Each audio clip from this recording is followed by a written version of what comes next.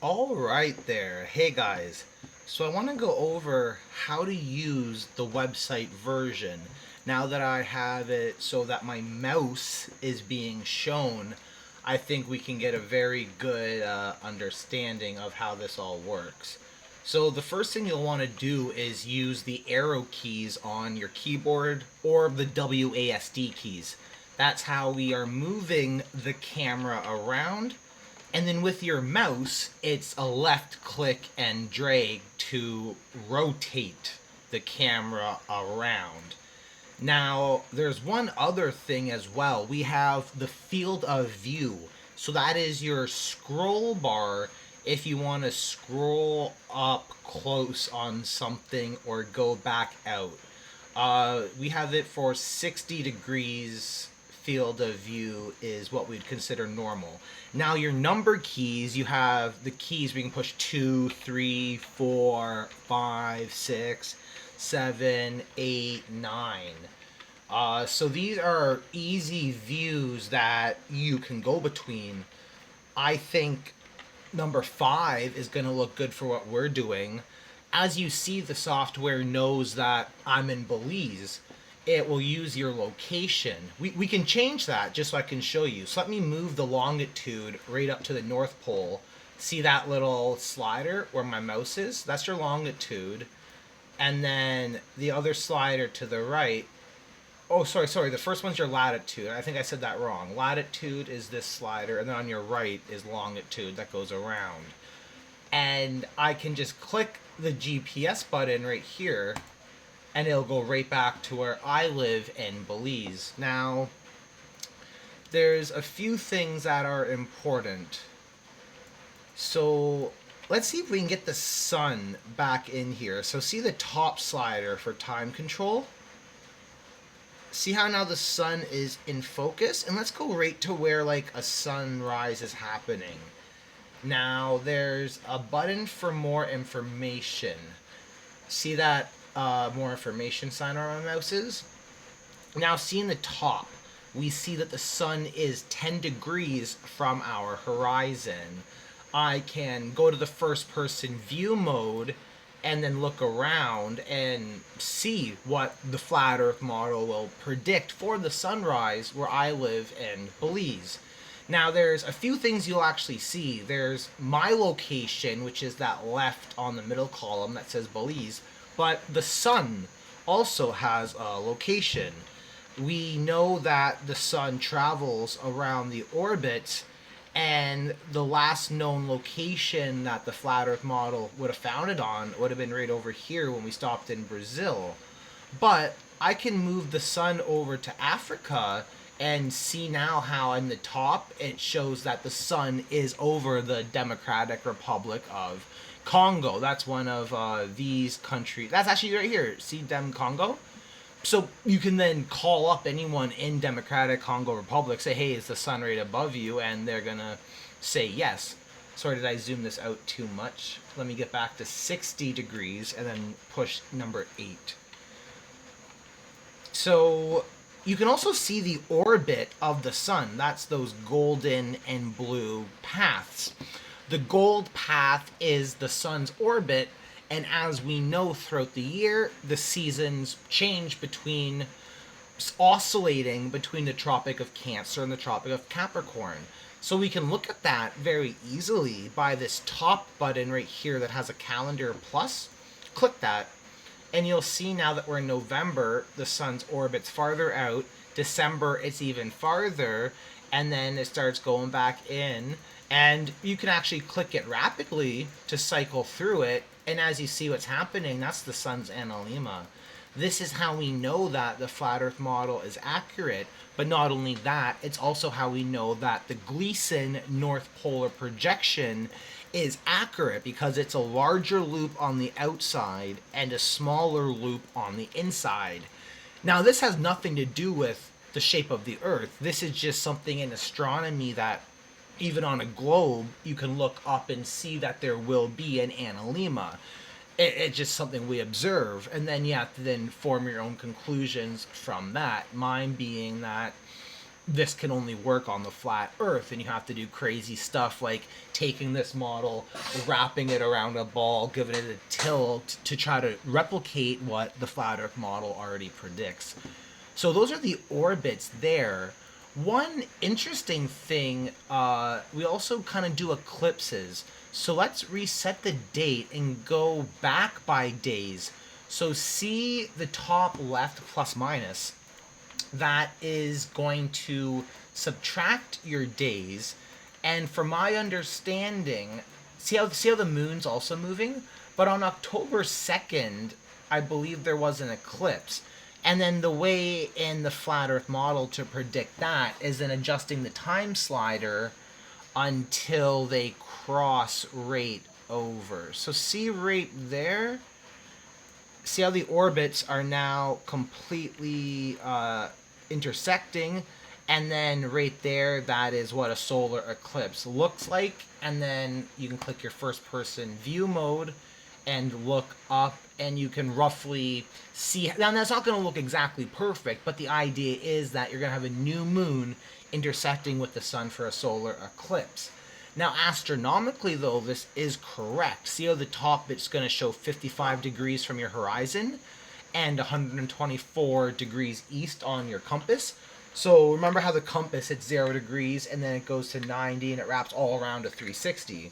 So 124 degrees would mean that it's a little below right, and it is.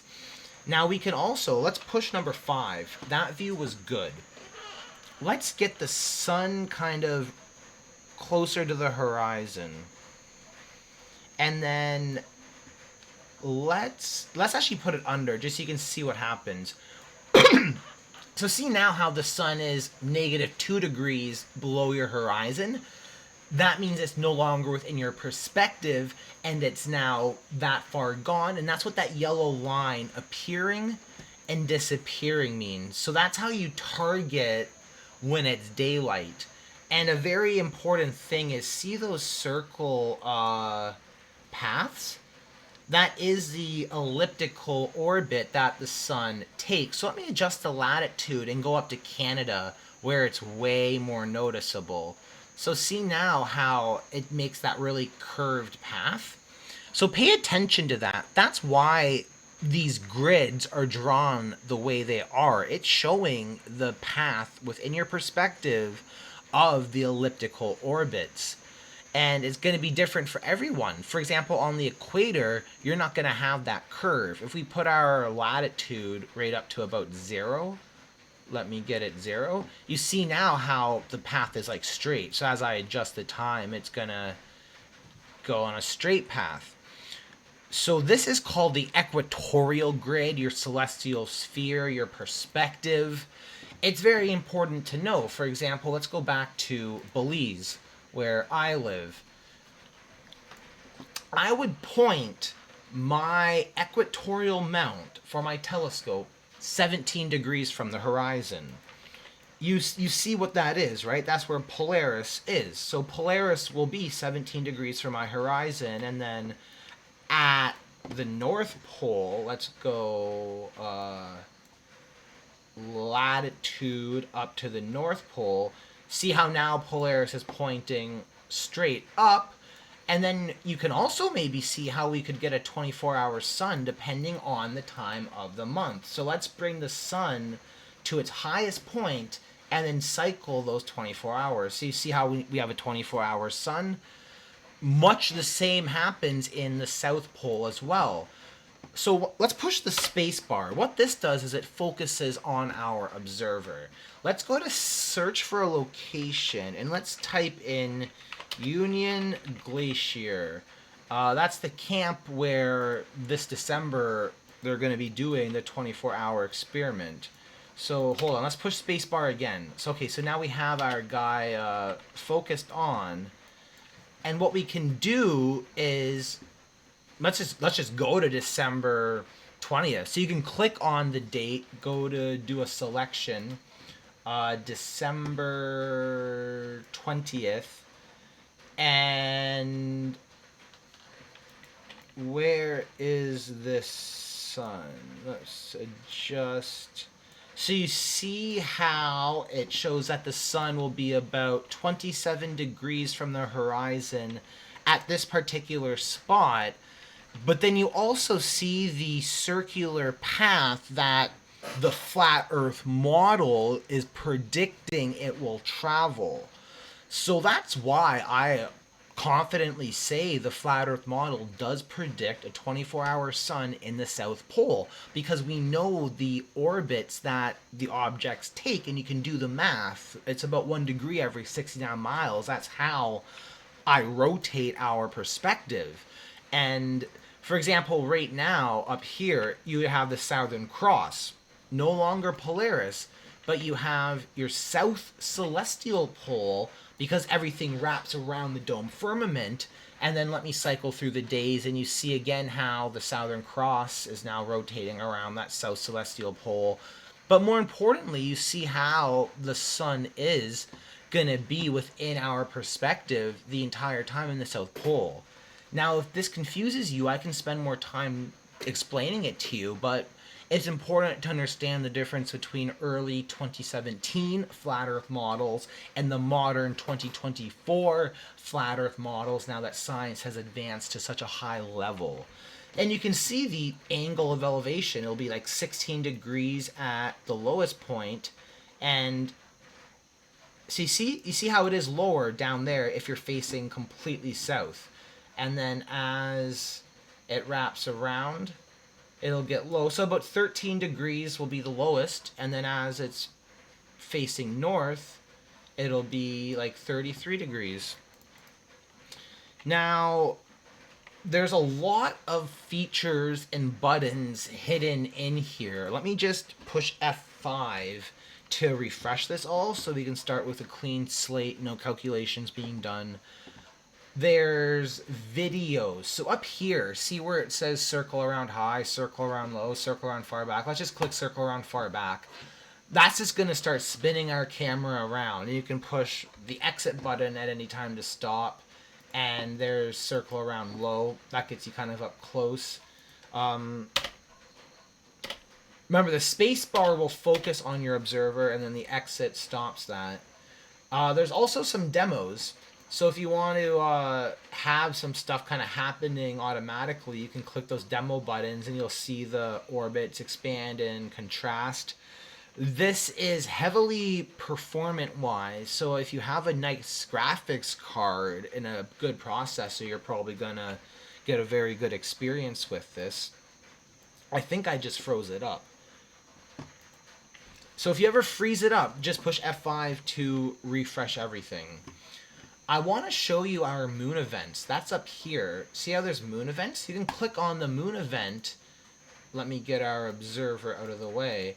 And then you can see the locations from specific dates and times where all of us were able to see the moon, and you can model it on this flat earth map. No mapping provider does this. And if you look in the bottom left hand corner, we have the GPS coordinates to back up what we're claiming. It's a highly advanced software. Google Maps can't do this. Bing Maps can't do this.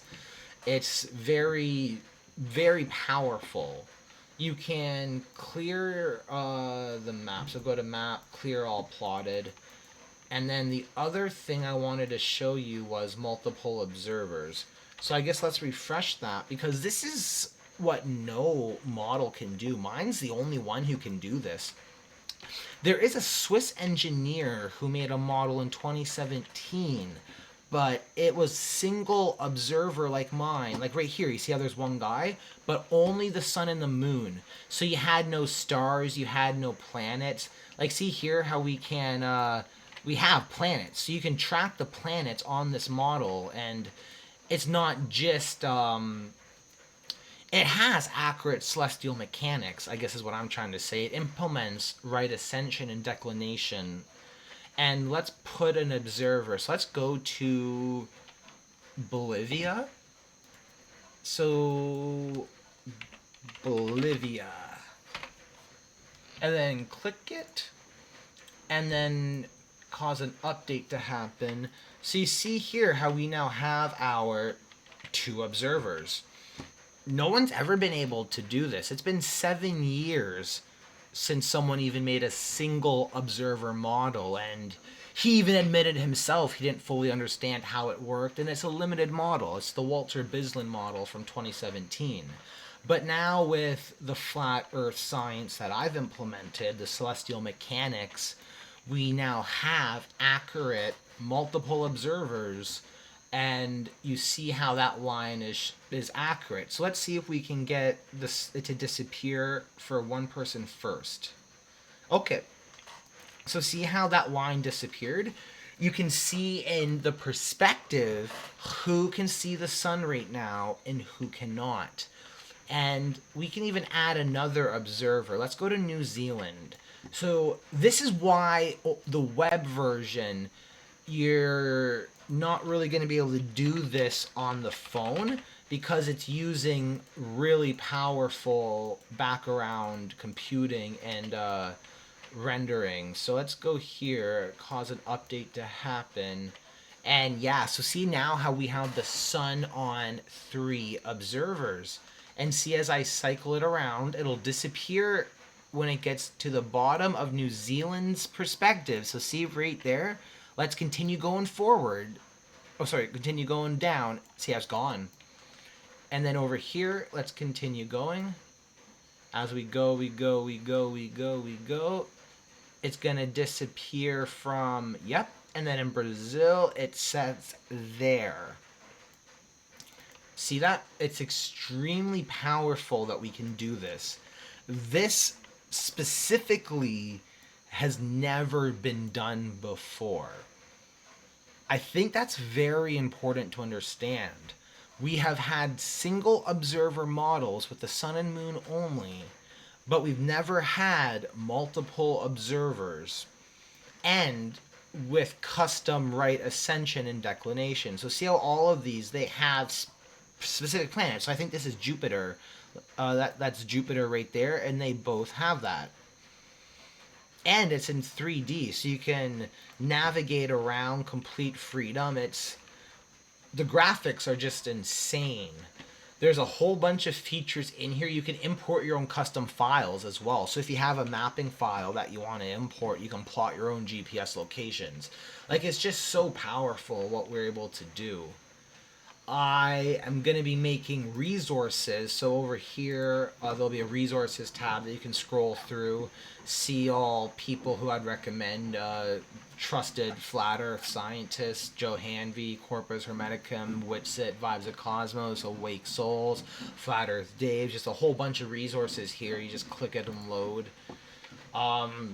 We're fully transparent as well, so you can see the information that we're keeping on you. It's just your public Facebook or Google information, and the whole reason is it's how we authenticate your account.